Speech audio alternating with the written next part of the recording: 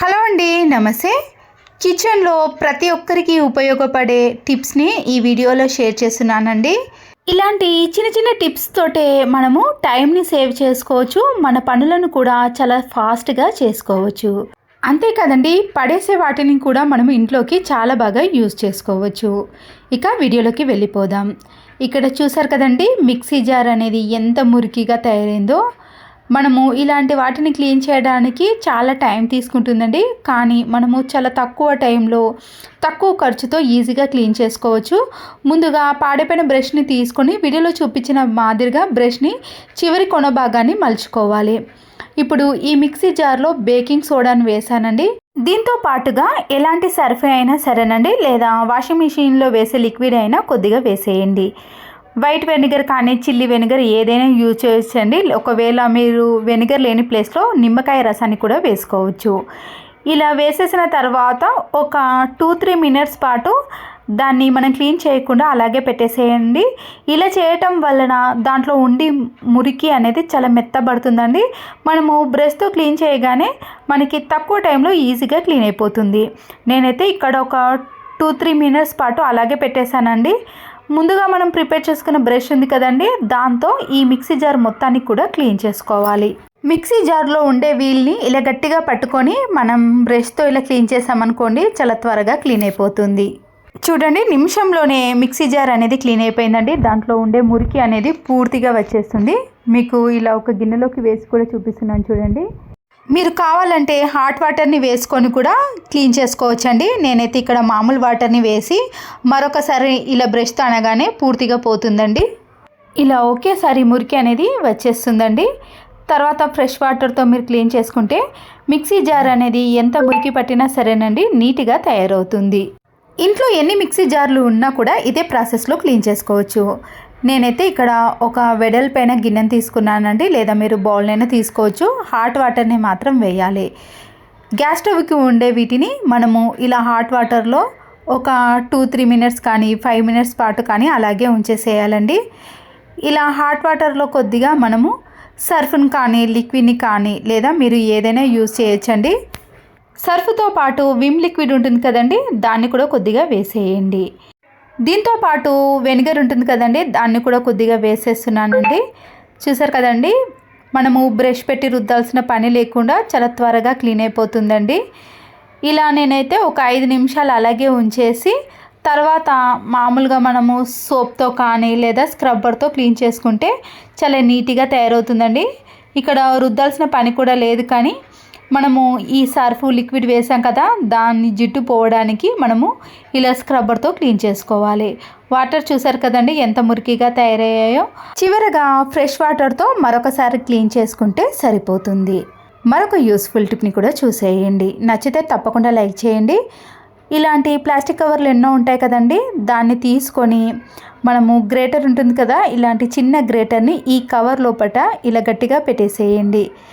ఇలా దగ్గరికి అనేసిన తర్వాత మనము అప్పటికప్పుడు ఏదైనా పప్పులో కానీ లేదా మనము వెల్లుల్లి రెబ్బలను రోట్లో దంచాల్సిన పని లేకుండా ఇలా పొట్టును కూడా మనము చేత్తో తీయకుండా డైరెక్ట్గా నేను పొట్టుతోటే ఇలా కవర్ని పెట్టేసిన గ్రేటర్కి ఇలా అనేసామనుకోండి, పొట్టు ఈజీగా వచ్చేస్తుంది.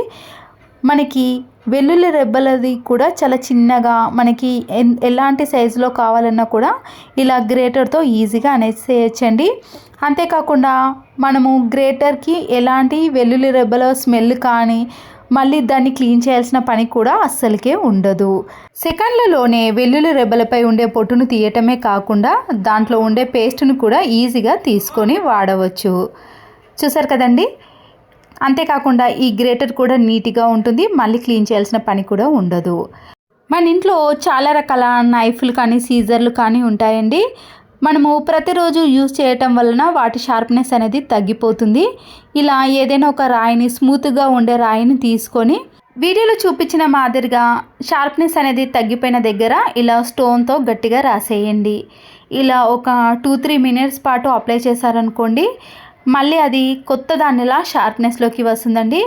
ఏది కట్ చేయాలన్నా కూడా చాలా ఈజీగా కట్ అయిపోతుంది.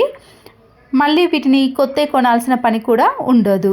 వీడియో చూస్తున్నారు కానీ ఒక్కరు కూడా లైక్ ఇవ్వటం లేదండి. ప్లీజ్ లైక్ చేయండి. మరొక యూస్ఫుల్ టిప్ని కూడా చూసేయండి.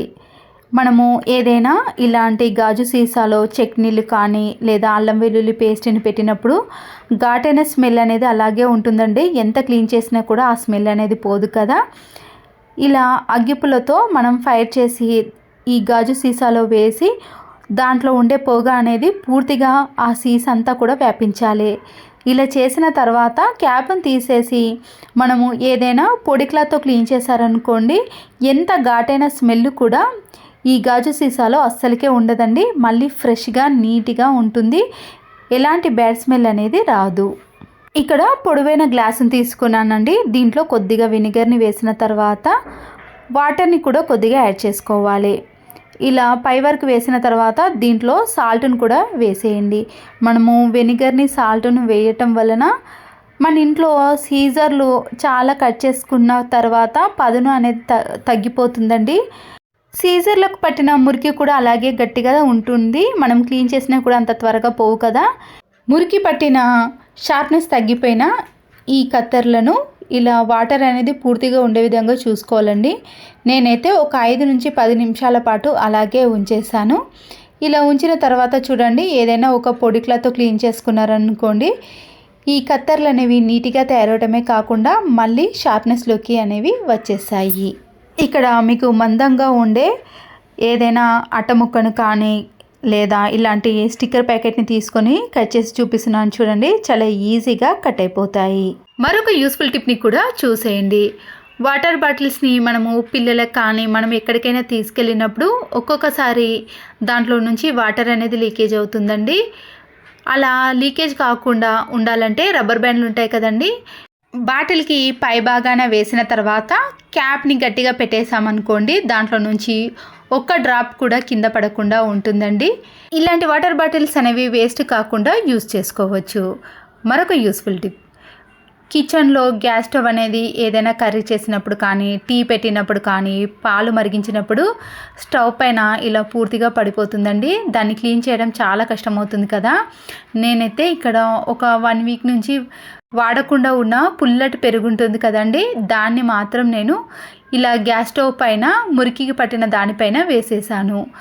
ఇలా ఒక 5 నిమిషాలు ఉంచిన తర్వాత మీరు స్టీల్ స్క్రబ్బర్తో క్లీన్ చేశారనుకోండి, చాలా ఈజీగా క్లీన్ అయిపోతుందండి. ఎటువంటి లిక్విడ్లు కానీ మనము గట్టిగా క్లీన్ చేయాల్సిన పని కూడా ఉండదండి.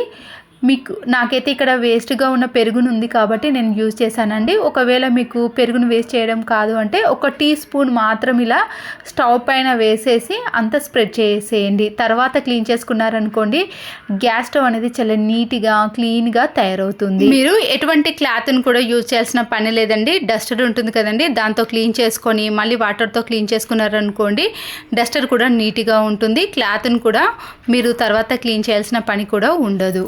నాన్ వెజ్ కర్రీ కానీ లేదా ఎలాంటి కర్రీ అయినా సరేనండి, మనం వండిన తర్వాత ఆయిల్ అనేది చాలా ఎక్కువగా అనిపిస్తుంది అన్నప్పుడు కర్రీ చేసే చివరి భాగాన ఇలా గ్లాసును మధ్యలో పెట్టేసి పైన క్యాప్ని పెట్టేసి ఒక 2-3 మినిట్స్ పాటు వేడికి అలాగే పెట్టేసేయండి. ఇలా చేశారనుకోండి, ఆయిల్ అనేది ఆ గ్లాస్ కిందికి పూర్తిగా వచ్చేస్తుందండి. ఇక్కడైతే ఆయిల్ అనేది కొద్దిగానే ఉంది కానీ అయినా మీకు పెట్టి చూపిస్తున్నాను చూడండి. ఆయిల్ అనేది ఈ గ్లాస్ కింది అడుగు భాగానికి పూర్తిగా వచ్చేస్తుంది. అప్పుడు సైడ్లో ఉన్న కర్రీని అంతా కూడా మనము ఒక గిన్నెలోకి తీసుకున్నాం అనుకోండి, ఆయిల్ అనేది అలాగే ఉంటుంది. ఇక్కడ చూడండి, గ్లాస్ కింది భాగాన ఆయిల్ అనేది వస్తుంది. నేనైతే ఇక్కడ ఆయిల్ కొద్దిగానే ఉంది కానీ అయిన తర్వాత మీకు చూపిస్తున్నానండి. ఒకవేళ నాన్ వెజ్ కర్రీలో కానీ ఎక్కడైనా సరేనండి, కర్రీలో ఎక్కువగా ఆయిల్ అనిపించినప్పుడు ఈ టిప్ అనేది ఫాలో అవ్వండి. ఆయిల్ తక్కువగా తినేవారికి ఈ టిప్ అనేది చాలా బాగా యూజ్ అవుతుంది. నచ్చితే తప్పకుండా లైక్ చేయండి. మరొక యూస్ఫుల్ టిప్, గ్యాస్ స్టవ్లో ఇలా బర్నర్స్లో మనము వెలిగించినప్పుడు ఒక్కొక్కసారి దాని హోల్స్ అనేవి క్లోజ్ అయిపోయి మంట అనేది చాలా తక్కువగా వస్తుంది కదండి. మీరు టూత్పిక్ని తీసుకొని ఇలా హోల్స్ అన్నిటినీ కూడా క్లీన్గా చేశారనుకోండి, అప్పుడు మంట అనేది పూర్తిగా వస్తుంది. మనకి గ్యాస్ కూడా ఆదా అవుతుంది. గ్యాస్ అనేది అస్సలకే వేస్ట్ కాకుండా ఉంటుందండి. నేనైతే ఇక్కడ చూపిస్తున్నాను చూడండి, ఇలా చిన్న చిన్న హోల్స్లో ఇలా టూత్పిక్ని పెట్టేసి ఇలా 2-3 సార్లు తిప్పేశారనుకోండి, దాంట్లో ఉండే డస్ట్ అనేది పూర్తిగా వచ్చేస్తుంది. ఈ బర్నర్స్ యొక్క హోల్స్ అనేవి క్లియర్ అయిపోయి గ్యాస్ అనేది పూర్తిగా వస్తుందండి. ఇక్కడ చూసారు కదండి, చాలా హోల్స్ అనేవి క్లోజ్ అయిపోయాయి కదా. ఒకవేళ మీరు కావాలంటే దీన్ని డైరెక్ట్గా తీసి కోల్గేట్ పేస్టు, వెనిగరు, కొద్దిగా సర్ఫును వేసి వాటర్లో నానబెట్టేశారనుకోండి, అప్పుడు కూడా హోల్స్ అనేవి క్లీన్ అయిపోతాయి. ఈ వీడియో నచ్చితే తప్పకుండా ఒక లైక్ చేసి మీ ఫ్రెండ్స్కి కానీ రిలేటివ్స్కి షేర్ చేయండి. మరో వీడియోతో మళ్ళీ కలుద్దాం. Thanks for watching.